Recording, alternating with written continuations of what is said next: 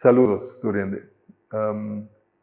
Hoy me te para explicar algo over die anúncio que eu na rueda de prensa over die período de quarentena mais cortico, anto toch dat in confusão e bruação over die se então mestra cambiar.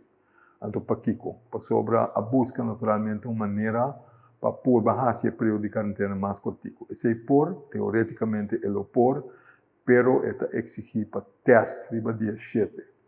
Quem tem o teste, quem está em quarentena, ainda não tem COVID ainda, com nota positivo, não porta não está exponendo o vírus, ou não contato cercano de gente que tem COVID, e se ainda tem gente que está em quarentena, para assim evitar que por si acaso, se não vira positivo, não nota plama para outro gente 5 não sabe.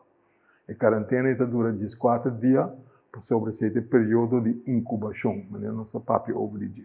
Agora que tem outra ideia de como possível ser mais cortico. Sin embargo, no qual do de quantidade tão grande que tem, maneira que você a quantidade tão alta de positivo no todo dia, nós não tem bom vista de quanto gente está contato cercano, então se nós está vista por testes por esses 7 dias, logisticamente a coisa vira impossível para nós handlar. Então, esse é o motivo de quando os mestres drive back, então, tem por lo pronto o período de quarentena. Na 10 dias, que já acaba de mais cortico de 14, mas eu não me teste mais. Que bem, na tour, que a ideia está agora aqui, para nós não abrir a coisa mais tanto, se você positivo, você queda em isolação 10 dias. Depois de 10 dias, você pode sair fora de isolação. Se não contact bo, eu automaticamente sali, então eu também vou dar de casa do guarda informar.